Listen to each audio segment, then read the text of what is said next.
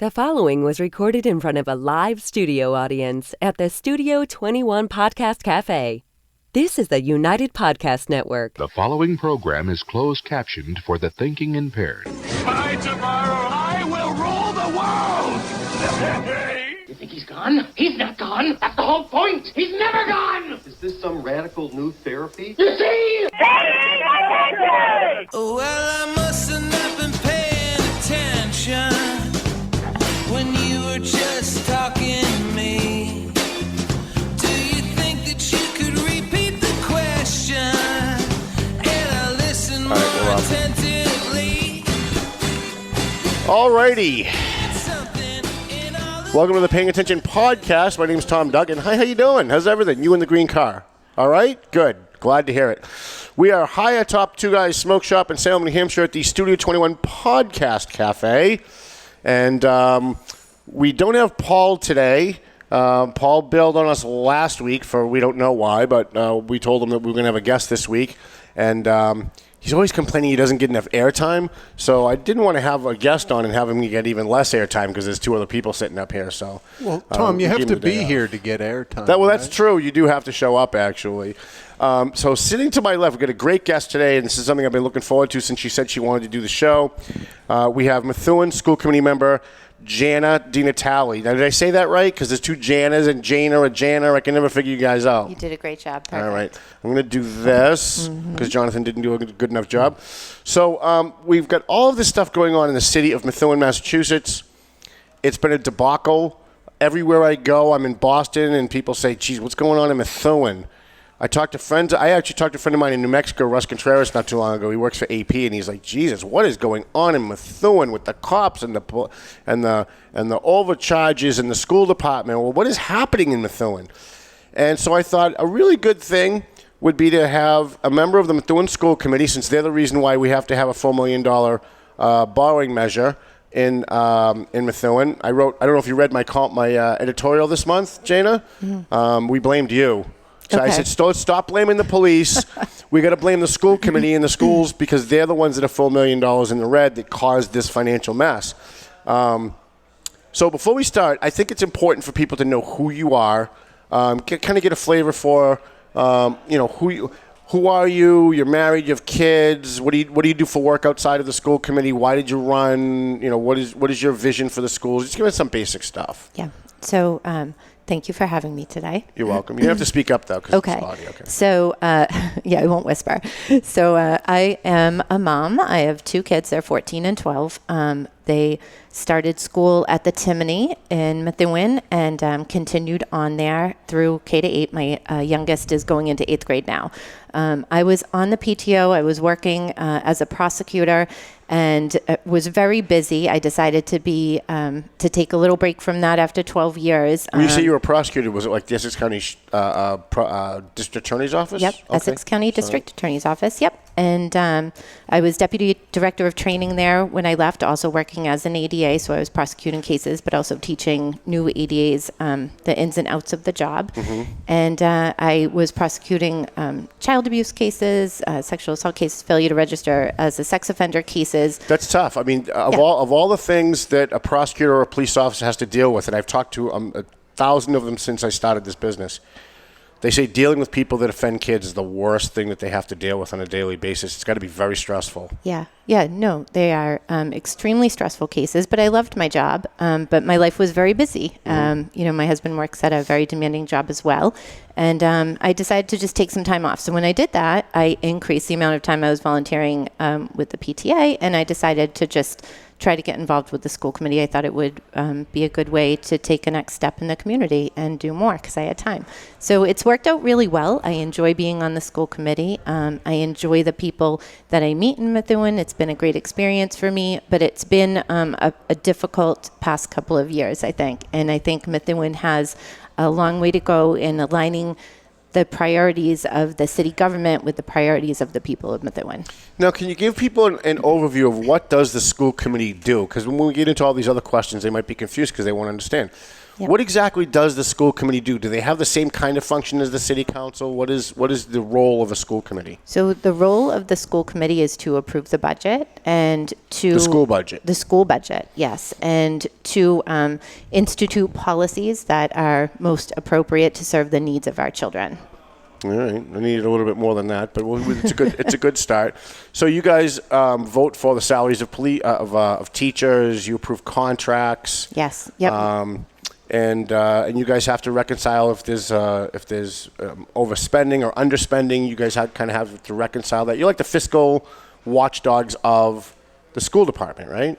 So every month we have a meeting and we get a copy of the spending. We get information about spending. Yes, we do. And we, the budget is pretty much already set. We set the budget. We asked for, we actually all agreed to an 82.5 budget this year, and that was scaled back to 78.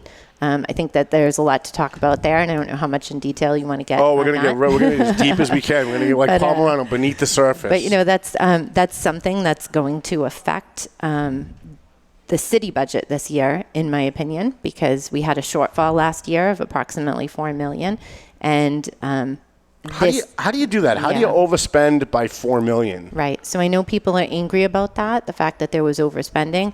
So we, as the school department has an obligation to educate every child, and there are laws in place with regard to special education and what the school has to provide. The school budget, because it's been it hasn't been funded properly. I'll just say that for the last several years. By whom? By the city. The city hasn't funded it properly. So the city hasn't, you're saying the city council basically hasn't kicked in enough for the schools to pay for what they need. They haven't kicked in enough. Yep. And it's not, I don't think it was malicious. I think that there hasn't been the right amount of planning. There hasn't been the right consideration given to where education dollars have been going and where education dollars need to go. If you look at Methuen compared to other communities, the amount the city kicks in is considerably less. The amount we're spending per pupil is considerably less. So there was absolutely a large amount that was spent over what the budget it had intended for this year. But we needed to spend those dollars to meet the special education needs of the kids. We have established, the superintendent went to great pains to make it very clear to city council members where that money went. She laid it all out. It was all, spent on special education. And the fact is that there are more and more kids with different needs, and we need to address their needs. They sometimes have to be educated outside of the school district, and that is expensive. It's very expensive. We have to pay for it. As a side note, do you agree? This always made me crazy when I was on the Lawrence School Committee. Do you agree that every child deserves a public education? Because I kind of don't. Yes. So we'll disagree about that. Okay. Yeah. Every single student, I believe in the law says, deserves a public education. Even if the law didn't say that, I think that we need to provide a proper education for every student so that they can reach their full potential. For every kid, that's going to look different. Right. So that means for kids who are excelling, I think for those students, we need to make sure that they reach their full potential. We have to provide them opportunities to learn every day. We can't just put them in a class that doesn't meet their needs. And for kids who are struggling, we have to make sure that they achieve their full potential. It's going to look different. It's going to look different for every student. We have to look at students differently. Let me tell you why I feel differently. Mm-hmm. Hey, cartoon guys here. We appreciate you coming. I feel differently because when I was in the school committee, my mom was the school nurse at the Frost School in Lawrence. Mm-hmm. So she brought me to a special needs class. There was a kid in the class. He was in a wheelchair. His arms were, they kind of went in the wrong direction. And his independent plan, his goal for the year was to be able to hold a cup of water for 5 seconds without dropping it. So I thought, wow, like they're going to torture this kid, make him keep trying to hold a cup for 5 seconds when he's disabled. He's not going to be able to do it, but whatever. 2 years later, I'm touring the Frost School again with my mom. We went into the same class. Same kid. I said, well, what is his goal this year? Like, did he achieve 2 years ago? Like, did he hold the cup? No, his plan was still to hold a cup for 5 seconds. He's never going to do it. But so they kept his goal for every single year was to be able to hold a cup without dropping it for 5 seconds and spilling it. And it just seems like an enormous amount of money for a kid who probably do much better being at home with mom and dad, my opinion. And so I see cases like that, and I'm not saying that all special needs cases like that, obviously you'd be an idiot to believe that.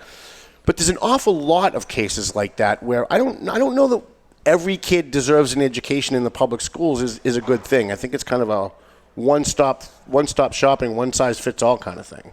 Yeah. Thoughts, comments, questions? Yeah, lots of thoughts and comments. Our education plans don't look like that. They're very specific, and I think that's one thing that maybe people don't understand is the way that education has changed for students who have different needs.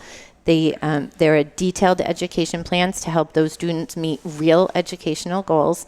And I've spent time, in fact, just this past year, I spent time going to the different schools with Gina Bozak, who oversees the special ed throughout the Methuen Public Schools. And I went to the classes and I saw what the kids were learning, and it is substantial. It's education that they need and deserve so that they can go out and be contributing members of our community. They absolutely deserve the services that they're getting, and it is helping them to grow up and be able to contribute, which is what we all want. We all want that for our kids. Is there a way to measure that? Is there a way to quantify that these kids are progressing in some way, the special needs kids that you spend millions and millions and millions of dollars on? Is there like a sheet that says, X number of kids couldn't do this before, but now they can? So part of the special ed program requires a significant amount of reporting. And some of that is confidential for the student themselves. You might not be able to go and access that, but there are goals laid out at the beginning of the year, and there are reports to show that the children are achieving those goals. And if goals aren't being met, then there are there's other assistance put in place to help the students meet those goals. It's not just a matter of setting a goal and then not doing much, and at the end of the year saying, like you said, oh, well, that goal wasn't met, we're going to just do the same thing next year. Right. That's not what special education looks like. Okay. Special education is very different now. And I think that we have enough special education parents in Methuen that could, speak to that. They could attest to that. Their kids are really excelling in their programs, and they're very grateful for the services that are being provided because they are making a big difference. If a parent has a special needs child, and they don't want to subject them to the silliness of a public education system and just want to keep them home, are they allowed to do that, or are parents now forced to put their kids into a public education system because there's this idea that every child deserves a public education? Parents can homeschool their children. A lot of parents decide to homeschool their children. So they would have to homeschool them. They can't just let the kids stay home. Like these special needs, maybe there's some kids that just don't want that. Yeah. So, to tell you the truth, I don't know the specifics about what's required for homeschooling. Fair enough.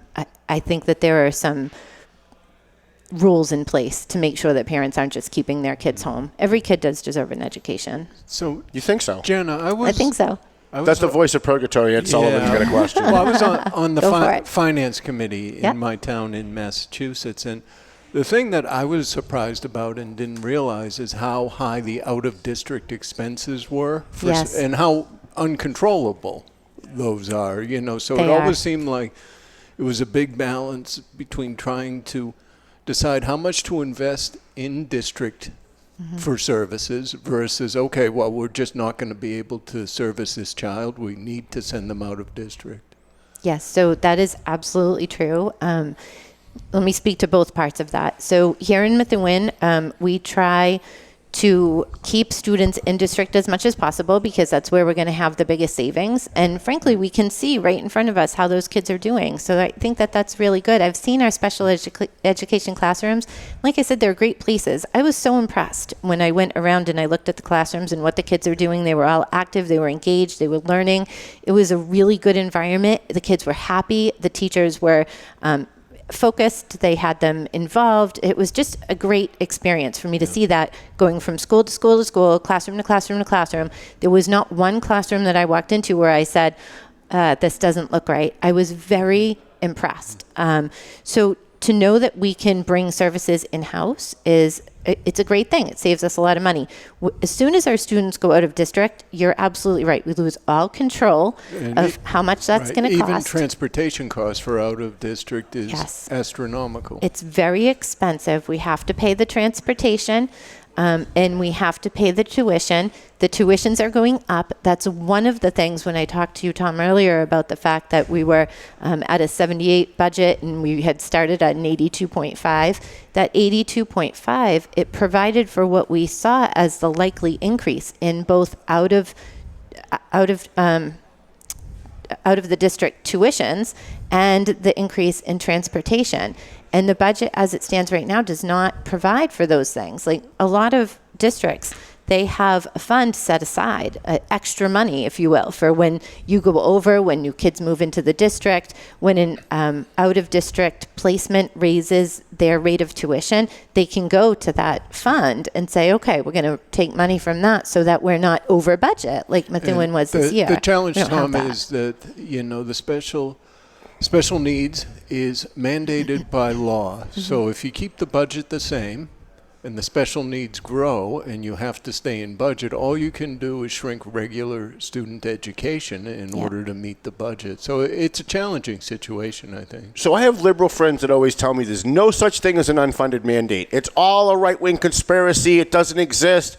And then at the local level, I always look, like whenever there's a national narrative, I look at the local level to see what's true and what's not true.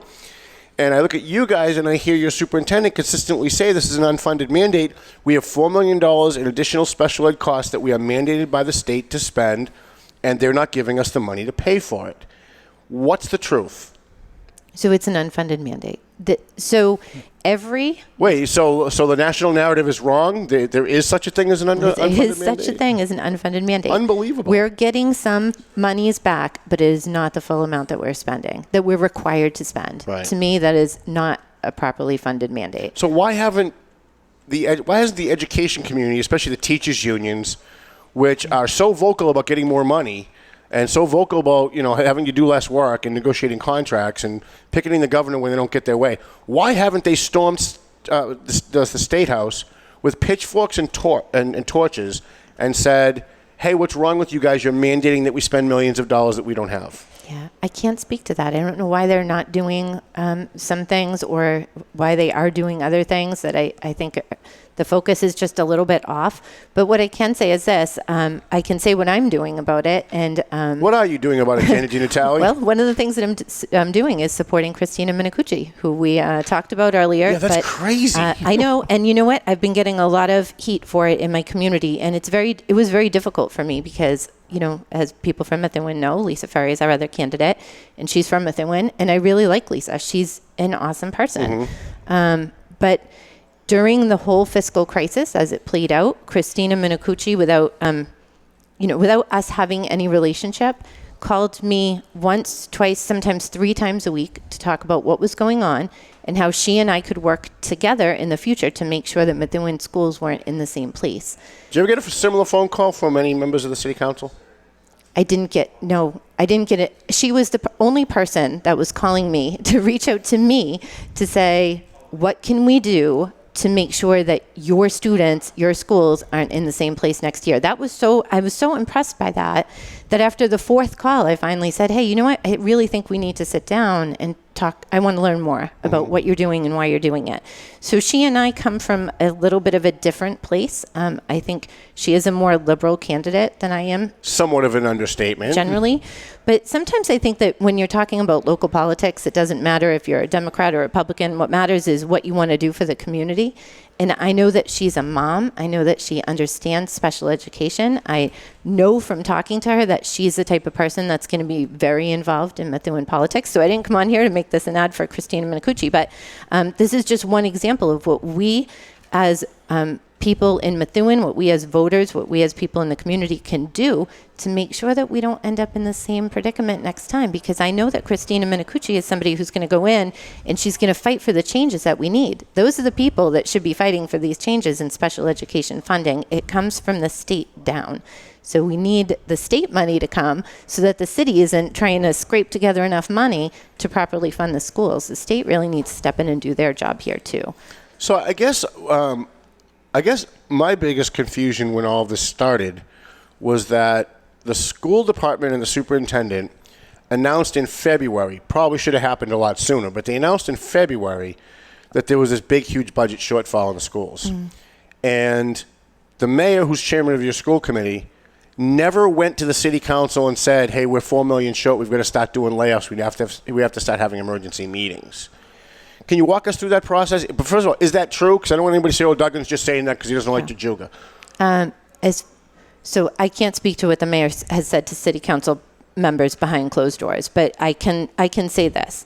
It became apparent February, March, April that there was a deficit and it was growing and that it was funding that we needed to spend. And it's funny because people say, oh, well, why didn't you just take this other extra money that you had and throw it towards special education? But the reality of it is there's not some like big pot of gold that we're sitting on and saying, oh, if we'd only had money to pay special education, we wouldn't have this deficit. The school budget has been, like I said before, underfunded to the point where there is no extra anywhere. At the end of the year, there's not like a bunch of extra money that we're sitting on that, oh, we should have just moved it over. No, that money isn't there. There's no extra anywhere. We're spending all of the money to educate the kids, to pay the teachers, to get the support staff into the classrooms, to provide the kids with the programs that they need to be good contributing members of society, to be doing something positive after school. We're giving them transportation. We're spending the money. It's all going to the kids. I think it's difficult that information wasn't conveyed when it became apparent that there was a deficit. I, as a school committee member, I've said many times, and I've said to Tim Wood, I know you and I have talked privately, would I do things differently about how that information was conveyed now? I sure would. At the time, in February, March, when we started talking about a deficit, I thought that our mayor was going to carry that information over to city council. I thought it would be... And you're saying he didn't? He didn't, as far as I know. Again, he didn't. And I'm really surprised about that. I just don't understand how that information doesn't get carried over. And it wasn't secret information. It wasn't information that we gave to him in a back room. We were sitting in an open public meeting. The meetings were televised. And, our city council right now is working really hard. And I think that they're doing an amazing job, all of them. They're working around the clock. They're working so hard. I agree with that. And they don't get paid the big bucks. They're all great people. They're doing it for the right reasons. But I also did have an expectation, like I was watching their meetings, that they were watching ours. No, you can't assume that. I shouldn't have assumed it, and that was a mistake, and I'm not going to make that assumption again. But I did assume that, folks were tuning into the meetings. And it was a surprise to me when people said, what? Like, we have a deficit? Why didn't I know this? Like, Can we find a way to blame Nick DeZoglio? Stop it. We were talking about it. We were talking about it, and I remember, I think it was like March or April, where I actually, highlighted the number and I circled it, and I asked the business manager to explain it, and he said that this is the amount for special ed, and we're waiting on Medicaid reimbursements, and we don't know how much that's going to be because that's an unpredictable number. But we knew there was going to be a deficit, and I thought people knew. And if I could go back and do it differently now, I would perhaps go to a city council meeting myself and just stand up and say, have you been watching? Did you see this? I might particularly, instruct or ask the school committee to instruct the superintendent to go before city council. I thought these conversations were happening. I really did, and it was discouraging to learn that they weren't. I think the position that and I think Tim Wood shares this position, is that you guys shouldn't have had to take a vote to direct the superintendent to go stand before the city council and sound the alarm bell. If the mayor, who was supposed to do it and neglected his duties again and didn't do it, shouldn't the superintendent have just taken it upon herself when that next meeting happened and he didn't tell anybody to then just pick up the phone and call city council members and say, listen, I know you had a meeting last night. Maybe the mayor forgot, but he really should have told you X, Y, and Z. We got a big problem here. Shouldn't she have she's the chief executive officer of the school department. Shouldn't she have just done it? Shouldn't that be part of her job? So I don't know that it's helpful for me at this point to sit and point fingers at people and blame them and say that they should have or should not have done something. Why not? I will say this. I have asked. I think, by the way, not to be combative, but I think that actually is your job. It's okay. I looked at my job when this happened, and the communications that I thought were happening weren't. I was asking all the questions on the floor that I thought I should be asking to bring issues to light for the public. When I found out that the communications that I thought were happening were not, I reached out to the Attorney General's office and I asked them to conduct an investigation. That's what I thought. God bless you. That's what I thought my job was. After they laughed at you and hung up, then what happened? They didn't laugh at me and hang up. No. I, in fact, just called back probably about 2 weeks ago now to ask if they needed further information, if there was anything I could do. I actually have to return a call to somebody there because I got a call back from them when I was on vacation. I don't think it's my job to point fingers. I think it's their job to do an investigation. And if somebody did something wrong or didn't do their job, including me, I think they should tell us. They should let us know. I think I did my job, and I'm not saying that in a defensive sort of way. I just was doing what I thought was best for the community. I was bringing things to light that I thought should be made public. I thought communications were happening that clearly were not. And I'm learning from that moving forward. That's all I can do. What I can say is we need to do better for next year. And that's why I've spoken to city councilors privately. I've tried to make statements publicly, including the one I'm about to make, which is that the $78 million budget that we have now is not going to be enough to cover special education funding again if there are the increases that we can easily project. We can look at what's happened in the past and we can use that information to forecast what our expenses might be and probably will be. I think another point is that special education expenses are going up much more quickly than other expenses, because we'd see that too when we looked at the numbers. Okay, the school gets 3% more for next year. Yes. Great, except that the special ed expenses went up 20%, for example. That's exactly it. And, I don't think that there's a general understanding of that in the community, that when they see, okay, the school department gets this increased percentage, all of that and more is being eaten up by special ed. And I'm not saying that it shouldn't be. I think the money needs to go there. Right now, whether I think so, whether you think so or not, the law says we have to spend that money. And so if that percentage is greater than the percentage increase in our general budget, then all the other kids, that means stuff's being cut. Yeah, and it means changes are happening to education for children in the district or programs in the district. And our superintendent and our staff, they're amazing. They've made it seem like we haven't been losing that money by working really hard to compensate so that the kids still have the same experience. And that's one thing that's gotten really unnoticed in all of this. I think that the school administration has been hammered and they're top heavy, we're spending too much money. They're working so hard for every year over the past at least 3 to 5 years to make up for this difference that we're spending in special ed, to make sure that all the other kids are still having the same experience. They're really doing more with less. We hear that expression all the time, but they're really doing it. Does that include having a principal for each school and a principal for each grade and a vice principal for each school and several vice principals for each school? I look at the middle management there and I hear the superintendent say, we have to lay off teachers, the sky is falling. And then I look at how many administrators there are. And I think, wow, wait a minute. The Eagle Tribune published the police salaries, and they're not the reason why we're in a $4 million deficit, but they never bothered to publish the school administrators' salaries, which is the reason why we're in this $4 million mess. So I'm happy to speak to that. So when I was a kid growing up, we had a school that was K to 4, and then we had a junior high. And we had a K to 4, we had a 5 to 8, we had a principal and a vice principal at each of those schools, and that was commonly accepted, that you'd have these little schools and you'd have a principal and a vice principal. Right now, at, say, the Timony, where my daughter goes to school, we have a principal for the entire K to 8. It's a huge school. Right. There's a lot of kids there. One principal, and then we have a principal for the upper school and a principal for the lower school. Now, what does that mean, upper school, lower school? I went to a regular school, so I have no idea what any of that means. So K to 4 is the lower school, and 5 to 8 is the upper school. Okay. So I don't necessarily think that's super top heavy. We have the principal who oversees the whole thing. We have the principal for each of the upper and lower. We have somebody working in special ed to oversee the special ed. We had deans. Those deans were cut with the cuts, that we had to make.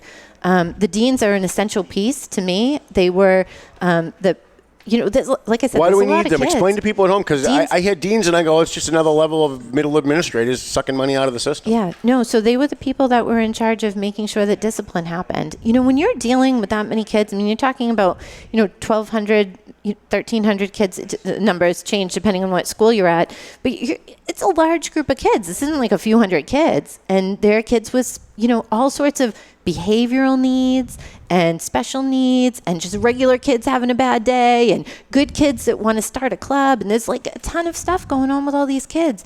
And you're talking about a few people that are overseeing what's happening in the schools every day. I asked the superintendent to include a chart, which was included in our budget, that anybody can look at online, that kind of like outlines what administrative positions we have. We're not top Does it heavy. have the salaries? I bet it doesn't have the salaries. So that document doesn't have the salaries. Yeah, I didn't the salaries, think so. You can ask for them. They're public information. I actually asked the superintendent recently for a full list of salaries for all of our employees. I know that people don't like when that information becomes public, and I personally. When you get it, can you please give it to me so I can publish it? You can ask for it if you want. But, I understand that because I used to work for the DA's office. My salary was published every year. So I get what that's like to have your salary be published. It's not fun, but the people do have a right to see what people are being paid. So yeah, and I don't even care who the individual is. If she wants to give me vice principal 1 makes this, vice principal 2 makes this, I'm not interested in shaming people who work in the school system. Most of them are good people. But what I do think the public needs is transparency. And it doesn't seem like we've gotten a lot of transparency out of this administration. Let me follow up with one other thing. I know you probably want to disagree with that. I graduated Lawrence High School in 1985. I know times have changed a little since then. But we had one principal at Lawrence High School, Miss Horner. We had 3 assistant principals. And we had 2 guidance counselors for all of Lawrence High School, for the whole school. And now what we hear 20-something years later is we need a principal for the school and a principal for each grade level that we've portioned out, lower school, middle school. Then we need deans, and then we need guidance counselors. And I look at all of this and I go, it just seems like it's padding school departments with middle-level administrators that really we were able to do without for years and years and years and years and decades before now. Yeah, so the education philosophy has overall changed, I think, over the years, and that requires now it's just teaching politics. By the way, we'll get to that after the break. That requires more attention to children. So, for instance, at our high school, right, we have a principal, and we have basically principals that are in charge of each grade level, and we have more guidance counselors. And the reason we have that is because look at all of the issues. When you were a kid, when I was a kid, if we got in trouble at school, I don't know about you, but we would get sent home. That was it. You got sent home. You got expelled. And if you were bad kid, and most kids aren't bad, they just have issues that need to be addressed. Oh, see, I told you she was liberal-ed. she pushed back on that, but she's proving it every time she answers a question. So, all right. I will say this. When it comes to kids, I do think we need to be finding out what the issues are and helping them address those issues. That's our responsibility as adults, and they're children. So when we're talking about children, yes, I do want to provide them with services. And I don't think, and we don't in Methuen, just send kids home. We deal with their issues. We help them to overcome whatever it is that they need to overcome, whether it's social, emotional, psychological, behavioral. Do you think there are some kids that are just bad kids? I do not think that there are kids that are just bad kids. I think that there are kids that are common. Growing up. Most people hold that view. Yeah. No, so I don't, but I know most people don't. So I worked in a juvenile court for a long time when I started at the DA's office. I am not naive or blind to anything that, is going on with kids these days, but I will say this. The kids that I saw that were acting in ways that we don't want kids to act were coming from families or situations that were very, very difficult. That I think if, most adults had to deal with those situations, they would be acting out in ways that we found inappropriate too. So if we can help kids that are dealing with those situations in school, and we can provide them the services that they need, so instead of growing up and going down a criminal path, they're going to be good kids, they're going to go to college, they're going to get a job, they're going to get, study a trade. If we can do that, then we're making a real difference. How's it working out? It's working out really well. You think so? Yes, it is. Yes. More kids are graduating than ever before. Kids are staying in school. They're not dropping out. They're being successful. They're going to college. All of those numbers are going up in the direction that we want them to. Yeah, but this is a good thing. As we get ready for the break, isn't it artificial, though, to say that? Because I look at the product. Tim Wood and I had a long conversation on his show about, he says he thinks teachers are heroes. I don't think they're heroes. I look at the product. You're graduating kids, they have better numbers, but you've changed the standards, right? So, of course, you have better numbers. But I'm seeing kids that graduate, they can't balance a checkbook, They don't understand what their rights are under the Constitution. They don't even understand the Constitution. They don't understand where our rights come from. But they know all about global warming. They know all about abortion and gay marriage. They know all about all these other political ideals, right? They know all about transgenderism. But they don't know how to balance a checkbook. They don't know how to pay their bills. They don't know how to get along with people. So I look at the product of what these teachers in these public schools are pumping out, while everybody's calling teachers heroes and saying, oh, these people, they love the children. Maybe they do, but they're not giving them what they need to go out into the real world. Most kids that go into Northern Essex Community College from a public school have to take remedial English. They don't even have the skills to read and write a proper sentence. And that comes from every teacher I've talked to at Northern Essex. Yeah, that's a lot that you just want to, but I'll address that as best I can. I'm going to take certain parts. Wait, do you want to take a quick break? Yeah, and then sure. People will have to come back to get your answer. Sure. I love it. All right, let's take a quick break here on the Paying Attention podcast. High Top Two Guys Smoke Shop at the Studio 21 Podcast Cafe. I am sitting with Methuen School Committeeman Jana DiNatale. We'll be right back.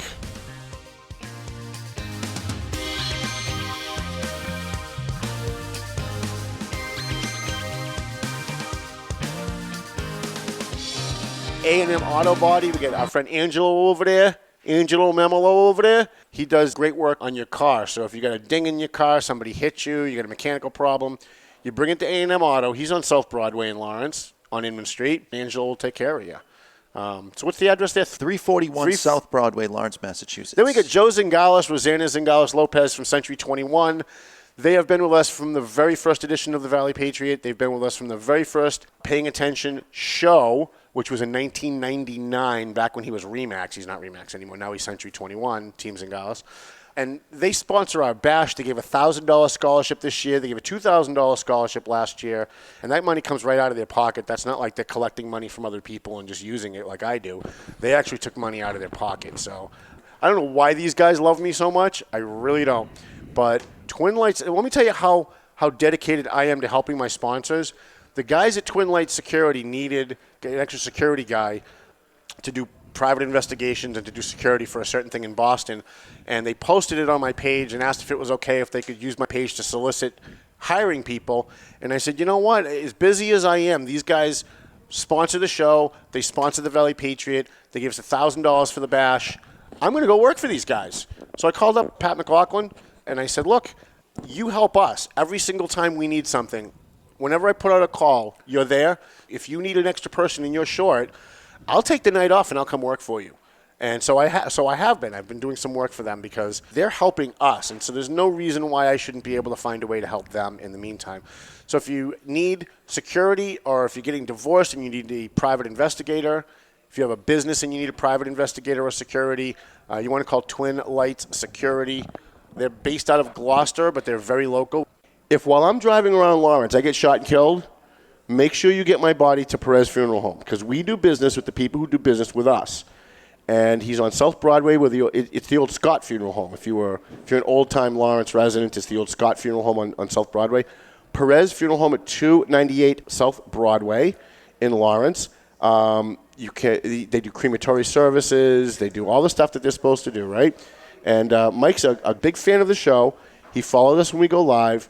He's an advertiser now in the print edition of the paper, and he's now sponsoring this program. Perez Funeral Home and Crematory Services, 298 South Broadway in Lawrence. We appreciate him. Franklin Veloz from Veloz Auto Group. He specializes in people that have maybe bad credit, no credit. Maybe you haven't had a job for a long period of time, so you don't think that maybe you qualify for a car loan. Usually, they want you to have a job for a year or more. He specializes in getting people who have bad credit or no credit or maybe spotty credit, getting them into a used car. He used to work for Charlie Dare's Commonwealth Motors for a long, long time, so he knows his stuff. I think he was the credit manager over there or something. So he knows what he's doing, and he follows us live, too. I really appreciate that he does. Every time I see him pop on, I'm very excited about it. And I was there yesterday to deliver his newspaper, and he said he's already had customers come in from us talking about him on this show. So we appreciate Veloz Auto Group. Go see Franklin. He's at 17 Mass Ave. It's right at the very beginning of Mass Ave on the Lawrence North Andover line. It's not even worth having a discussion. The answer is just no.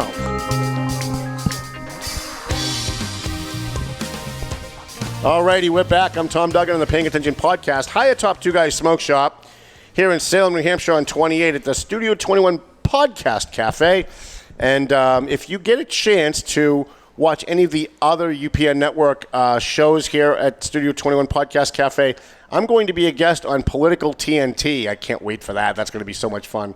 It's my favorite show that I watch on the UPN Network. It's Tom and Nancy Grace. Is it Grace? Troy, I'm sorry. Excuse me. Tried very hard not to do that the whole show. And it is a great show. They just yell at each other for a whole hour. And they've asked me to come on and yell at them too, so I'm gonna do that when we're done here. So keep an eye out for that. Sitting to my left, Jana DiNatale. She's a member of the Methuen School Committee. We've only got like a half an hour left, 20 minutes left, so I need to cram in a lot. But before the break, I was asking you how it is that these kids graduate. They don't know what their rights are. They don't know where their rights come from. Most kids that I talk to, especially Methuen kids, I ask them if they think hate speech is an exemption to the First Amendment. Almost all of them say yes. And I tell them, please go back to Methuen High School and slap your teachers, because they didn't teach you the basics of our Constitution. So I wanted you to give you a chance to address all of that, because I'm sure you probably disagree with everything that I said. Thank you. You're welcome. So, kind of guy I am. Yeah. So I think that there's a lot about the core curriculum that we're constantly improving, and a lot of those things include civics, talking about the Constitution, teaching kids the basics. But I don't think it's fair to say that our teachers aren't teaching those things now. I do think that sometimes our teachers, just from the very fact that they're doing the job they're doing, a lot of them are maybe leaning towards being a Democrat, towards liberal issues. Yeah, they're almost all liberal. You know what? They're humans. They're talking about the issues that are important to them in class, and so our kids are hearing that. My oldest goes to private school, and her school is very liberal, and she comes home, with a lot of ideas that aren't the same ideas that we have at home. It's not to say they're wrong ideas. I'm glad that they're talking about ideas. It gives her a full perspective. But shouldn't the schools not be talking about ideas and educating kids about facts like history, the Indians, the Pilgrims, our constitutional rights, the Federalist Papers? Isn't that the goal of schools? Not to give kids ideas, make them feel good about themselves and teach them anti-bullying, but teaching them like, Martin Luther King. Yeah, no, I disagree with you. I mean, we're going to teach them about history, but their social studies class is also going to talk about current events, and that's where those conversations come up. And I'm glad that their teachers are giving them their perspective, and they're asking them to think about things from their own views. But they're having conversations, and that's important for our kids to be able to have. They need to be able to sit and have an intelligent conversation with somebody when they're out of school. They need to be able to put their ideas together and then form those ideas into a thoughtful paper. I do think that we can do a better job with writing. I have had conversations with different staff members with the leadership team about ways that we can improve that for our kids. Can I give you an idea on how you can improve that? Yeah, sure. So when I was at Lawrence High School back in like 83, 84, 85, if I had a science paper due and I misspelled a word on my science paper, a point would be taken off. Yep. If I didn't put a comma in the right place, even though it wasn't an English class, a point would be taken off. Today, none of that happens anymore. Right. Today, kids turn in papers for science class, math class, whatever other class they have. And if it's not an English class, they could turn in a sentence that's not even a sentence, and they're going to be graded on what the idea of the sentence was, not the actual sentence. Yeah. So that's my suggestion, is let's kind of go back to, because that's how I learned. I learned how to be a good writer by writing papers for all of my classes and then getting points taken off for things that I misspelled or I used the wrong tense or the wrong verb, right? Yep. So unfortunately, I'll be very honest with you. So when my oldest was in her younger years and she was starting to write papers, she would misspell things, and the paper would come back and there'd be a check mark at the top, and I'd say, why aren't you correcting the spelling? And it was because they, at the time, and this isn't how things are anymore in Methuen Public Schools, but the thinking at the time was, we're going to let them spell it the way it sounds, and that's going to help them. Well, I didn't think that was a good idea then, and it's like teaching ebonics at that point. It has been changed, and sometimes there are ideas in our schools, and they're just not perfect. You know what? We're constantly evolving. We're doing a ton of things that are great, and sometimes things aren't perfect, and they need to be changed. And I think that when things are that way, when they're brought to the attention of the administrative team, things then evolve and it comes along. You have to sometimes try something new, and sometimes it doesn't work. My daughter's a great speller now, so it wasn't the end of the world. Excellent. But I still do have my youngest still at the Timony, and papers still do sometimes come home where, that she gets a great grade, and maybe I'm just a super strict parent, but I see things that could be improved, and I ask our teachers to make constructive criticism, and sometimes they do, and sometimes they tell me, like for her grade level, it's good enough. And so, yeah, sometimes I have a different philosophy than the teachers, but for the most part, I think that they're doing a great job. They're giving the kids what they need to, because the thing that I don't understand as a parent that they do, and I think I need to have respect for that, and I try to, and maybe we all need to understand this, is that they have a curriculum that they need to teach, and that's the goal for the year. And maybe what I'm asking for my kid is next year's curriculum. You know what I mean? So I think we all have to have some patience and understand that these people are professionals and that they're teaching a curriculum that has been very carefully formed, and they're doing that. They're doing a good job with that, and we can see that in our scores, because even though our scores, you take scores for what they're worth, they're not perfect, but they are going up. We are seeing improvement, and we have a lot of kids with challenges in our district, and we're seeing improvement with those kids too. We have a question from Neil. He asks, why do schools refuse to hold children back a grade? If you can't pass MCAS in 4th grade, why do you deserve to go to 5th grade? Doesn't it make it worse for the kids? So kids are not held back just on their MCAS scores, because kids are way more than a score. The MCAS score isn't God, even. You're killing me. No, stop it. I mean, they're really seriously hold a kid back on just a score. I mean, the MCAS doesn't encapsulate everything that kid learned all year. I mean, seriously, you could never do that. Like, the teacher knows best whether that child is ready for the next grade, prepared. Aren't we just pushing kids ahead? Aren't we just giving social promotion so kids don't feel bad about themselves? You know what? I can't speak to that. I'm not in the schools. I honestly can't speak to that. I think kids are held back when it's appropriate. Kids are held back, but they're not held back just on the basis of an MCAS score alone. Right. I mean, an MCAS score, as I tell parents all the time, that's a score for how our school is doing. That's not a score for your child. Right. That's a score for our school. All right, fair enough. I don't buy it, but fair enough. We've got 15 minutes left, so I want to squeeze as much as I can in. We wrote a story not long ago about you doing a survey on the internet asking parents about kids from other communities, specifically Lawrence, coming into Methuen, being educated by Methuen when perhaps they shouldn't be. You got a lot of flack for that. In fact, they had an illegal secret meeting, executive session meeting, where they pretended it was supposed to be for litigation, then all they did was just yell at you for what you did on the internet, as if you worked for them.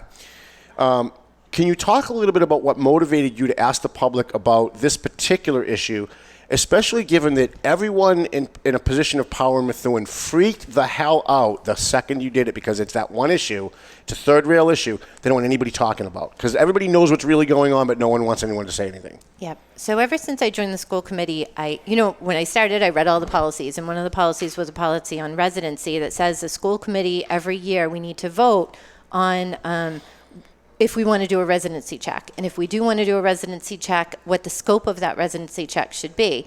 And so the first year I sat on the school committee, we didn't take that vote. And I questioned it and said, why aren't we taking this vote? And was told, well, the superintendent just decides that. And well, that isn't what the policy is. And so we did a grade level check was done that year. And then the next year it came up again. And I asked the public, I kind of thought like, okay, well, am I the only one that's thinking that we should do a more in-depth check? Just because I think the taxpayers deserve that. We need to make sure that all of these out-of-district special ed placements that we're paying for are for Methuen students, because this is Methuen taxpayer money. It just seems so simple to me. And so I did the survey, and it was obviously not well received. It was very well received by Methuen taxpayers, but not by the people that were sitting on the committee with me at the time, or the superintendent, which I still don't understand. She still thinks you work for her. She still thinks that because she's been able to have a rubber stamp committee, guys like Rob Vogel, who's like her little poodle, who just votes for whatever she wants. She just thought that, like, you guys work for her now, and how dare you go outside the scope of what she wanted. The good thing that's come from that is that we've had better discussions, I think, about residency. The superintendent and I have been talking about what sort of residency check we need to do. We're still not in full agreement. And the school committee does need to vote at our next meeting. And that's one of the reasons that I wanted to come on your show today, was to let people in Methuen know that next Tuesday is our school committee meeting. It's usually on a Monday night, but it's going to be on a Tuesday night. And one of the things we're going to be voting on is the scope of the check that we're going to be taking. And I really think that we need to be doing a full residency check. And people have said to me, like, hey, that's going to be expensive. And are you racist? And why do you want to do this? I'm not racist. Our schools are so diverse. I'm not trying to keep out a particular race. It's about Methuen boundaries and the fact that Methuen children should be attending Methuen schools. With respect to the cost, our policy lays out the procedure for it. It says, if you're going to do a residency check, you send the information home with the packets that already go home with students in September, and then the parents will send back that information with the packet that they already send back in September. So it is a few extra pieces of paper. But aren't you relying on the parents to not lie? No, so they need to send in some information. I don't want to get too much. It's a very in-depth policy that we have online and people can see it. But they need to send in documentation that shows they're actually living where they're living. You need to have the bill that shows that your phone is there, your cable. And, the last time I submitted it, I sent in a copy of the purchase and sale on my home. Mm-hmm. So there is actual documentation. Is it a big problem with kids from out of towns? Because the other side, the Nick DiZoglio side, the one that wants no transparency and shut up about this, they're saying that maybe it's one or two kids, but you're making a big thing of it. Is it a really big issue? So I have no idea. So this could all happen, and every single kid could hand in paperwork and be like, yep, we're all Methuen residents. And to me, I'm not saying that we have a problem. I'm not in any way saying we have a huge problem with this. What I'm saying is that we haven't done a full check since 2011. A lot of people in the community have approached me with their concerns and said, you know what, hey, we're taxpayers, we're paying for all these students, we have all these expenses, we're in a deficit, and we're not even sure that these are all Methuen kids. Can you please check? And I think that that's a fair ask. Mm-hmm. I think that that's us doing our job. It is going to require some extra effort. I think that the extra effort is warranted. If at the end of the day, it shows that all of the kids are actually Methuen residents, and that's great. We can say, you know what, the process we've had in place since 2011 is working. However, the process that we have in place right now is that we rely on a system where somebody has to call an anonymous tip line to report that, they suspect somebody is living out of the district or has moved out of the district. And those are the students we follow up on. And when we do follow up on those students, a lot of times they aren't living in the district anymore. So to me, I'm just thinking if we're only relying on an anonymous tip line, we're probably not catching it everybody that's moved out of the district. But isn't it fair that the school committee and the superintendent don't want to know what those numbers are, and they certainly don't want the public to know what those numbers are if they exist? So Bob Vogler at the last meeting scolded me a little bit. Shocking. Said that could you see the strings from the superintendent's?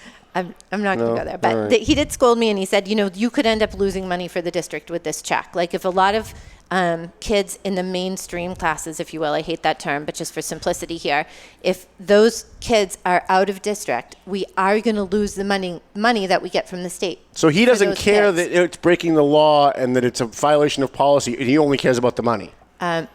It was From a what you're factor telling me. It was a factor that was brought up. Shocking. So to me that really reason 5,000 why Bob Vogel should never be on a school committee. So I don't want to attack my fellow school committee member. He's a source of a lot of good information, and he really does care about the kids. But I will say this: well, they all care about the kids. They all care about the kids. He and I will disagree on that fact because on that issue because it doesn't matter to me if we do lose money on that particular piece. It's not that much. It's not going to be that much because it's right. I don't think there's 1,000 kids, but at the end of the day, it's what's right. Right. And what's more important is it's equally likely that we will find that the kids who aren't here living in the district are receiving specialized education either in district or out of district that is a lot more expensive. That's what I think. We're known here in Methuen for doing the right thing for kids with special education. So if I'm a special ed family and I'm living in Lawrence or Haverhill or Salem, and maybe my kid isn't getting everything that I think they should be getting, and I know that if I go to Methuen I can get those services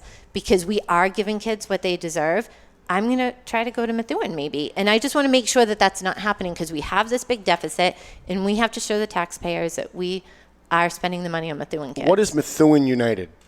So Methuen United is a Facebook page I started recently, and I would just invite anybody who's listening from Methuen to that's on Facebook to go on Facebook and join the page. There are a lot of Methuen pages. What we didn't have, from my perspective, was just a page where, given everything that's going on in the community, we could have a place where people are coming to act in a positive way to further Methuen and Methuen's goals.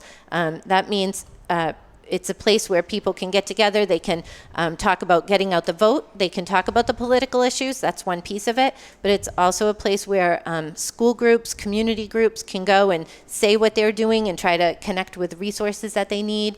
Say they're even having like a fundraiser night at a restaurant. Well, it's certainly better if there's one Methuen community group where everybody who is in Methuen and on Facebook is a member. They're getting that information out to everybody instead of just their small group. It's really just a way to like connect neighbors with neighbors, connect groups with resources, to kind of move Methuen in a positive way. I hope at some point that we can get a group together to start organizing more positive community events. Just really kind of, it's at its infancy, so we'll see where it goes. But I really hope that people from Methuen get involved, because at a very minimum, I hope it's a place where people can go and share information and it will get to everybody in Methuen without having any other goal, no political leaning one way or another. All right, now I'm going to make you feel even more uncomfortable because we got about 5 minutes left, and I really want an answer to this because it's my pet peeve and it's really been bothering me for a long time. So in the last election, I showed up at a fundraiser for a school committee member, and there is the superintendent. And I thought, wow. She owes her job to them. They vote on her contract. It's a total conflict of interest for her to even be in the room. And the answer that I got was, yeah, but she didn't buy a ticket, which to me makes it worse because now she got something for free, right? So I went over and I said to the superintendent respectfully, and not in front of a lot of people, I wasn't trying to embarrass her, listen, you can't be here. I did the same thing with the previous Lawrence police chief when he showed up at a Dan Rivera event. I'm like, he signed your contract. You can't be here. And she's like, well, I got all these excuses. Well, everybody does it. I go to all of them. It's not a big deal. I'm not showing favoritism.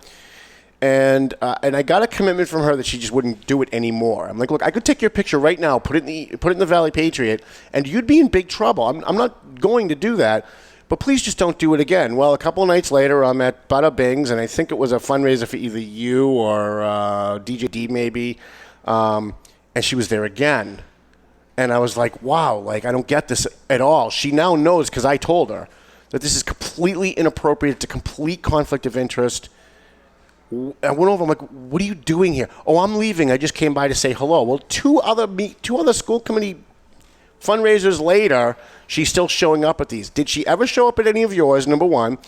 And number two, what do you think about the person who is your underling, the person you're in charge of, blatantly and publicly violating conflicts of interest laws by showing up at school committee fundraisers for people who vote on her contract? So, no, she hasn't come to my fundraiser. She didn't come to yours. Are you the only one? Because I think she went to all the rest of them. I don't know. We don't, we have a good working relationship. I know you're more worried about what your colleagues are going to think about your answer, but I think the public really needs an answer on this. We don't always see eye to eye on everything, so that's not super surprising to me. In fact, I didn't even have a fundraiser the last time around. So we make $3,000 basically to do this job. I end up spending about 30 hours a week doing the job. If you're going to do it right, it's kind of like a real part-time to full-time job. It's like 11 cents an hour. And then I turn around, I use the money I earn for this to donate to the kids groups in Methuen, and I use it for my campaign, so I don't have to have a lot of fundraisers and do fundraising, because I just don't think it should even be a part of this job, because specifically for that reason, I think that when you're doing that sort of fundraising, it's influencing the way that you're going to make decisions later on. And for me, I just really don't want I don't want that to be a part of it. So I try to do as little fundraising as I can. And yeah, she But what about the superintendent? She works for you. You're her boss. Yep. Why has she been allowed to get away with this? Is it because everybody on the committee are people whose fundraisers she showed up at? I mean, why is it allowed? Why is there no letter to the Ethics Commission? Why is there no complaint filed that she is just blatantly and publicly doing this? Yeah, I can't answer that. I never, I think it would be up to somebody like you, if you thought there was an ethics violation, to file the letter. Because that's the only way. They don't investigate. I'm not interested in getting her. I'm not interested in getting her in trouble. But what puzzles me is that she has bosses who see this going on and they look the other way. And my position politically is that sets a tone for her to be able to do whatever. That sends her a signal. She can do whatever the hell she wants because she's got a school board on her side. She's got a bunch of poodles that they're bobbleheads. They bob. Yes, and whatever she wants. Yep, you're right, Judy. And it gives her the impression she can do whatever she wants. And I think the last couple of years have showed that that's what she's done. So I think it's really important for, when we get into the next election cycle, and I know people are looking ahead to that next election, if you're watching school committee meetings, you're probably seeing that there are times when we're all in agreement with the superintendent because she knows her job. She's been doing it for a long time. And for the most part, she does a really good job. She's a nice lady, and I'm sure she loves puppies. Yeah. But No. But just let me finish. So what people are going to see when they watch the school committee meetings is they're going to see some of us are more outspoken about the issues than others and about doing things in a different way. And I think people should start thinking about what sort of members they want on the school committee. I know the school committee isn't the hot thing that everybody's following all the time, but I think that you want some people that are not just going to agree to agree. I think you have to agree because it's a good idea. I think you have to agree because it's the right thing for the Methuen or because it's the right thing for the kids or both. But I don't think you should agree just because the superintendent comes out and says it's a good idea. She has to explain it. She has to make sure that it's a good idea. She has to show us why it's a good idea, and then we vote yes on it. If people are voting for people that are just going to agree to agree, then they're going to get results that maybe aren't the results that they want. This has been an incredible show. I think it's been very educational for the people of Methuen. I want you to take the last couple of seconds to tell people the one thing that you wish they knew about this whole controversy that's been lost. Maybe something that they don't know. Oh, I don't know that I have any secret that people don't know. But I would say this. The one positive that's come out of it is there's a heck of a lot of people who weren't involved before saying that they're going to step up, they're going to pay attention, they're going to stay involved. And I would just encourage all those people to continue doing that because that's how we're going to see real positive change here in Methuen. Jana DiNatale, did you have fun? I had a great time. Will you Thank come you back? for having me. Of course. Excellent. We'd love to have you back. Maybe she could fill in for Paul when Paul doesn't show up. I think she did a great job. That's another full-time job. Right? Listen, everyone, we have our friend Kim Anderson who's looking for a kidney. You can email her if you know anybody interested at kimkidney1960@gmail.com. The Valley Patriot is out in the street, the August edition. Our editorial is about stop blaming the Methuen police. It's her fault. That's our editorial this month, so make sure you pick it up. And make sure you go watch Political TNT with Tom and Nancy Troy. I'm going to be their guest on the next edition. We're going to record it right now. Melvin Taylor says go home, so go home already. The views and opinions expressed by the hosts, guests, or callers of this program do not necessarily reflect the opinions of the Studio 21 Podcast Cafe, the United Podcast Network, its partners, or affiliates.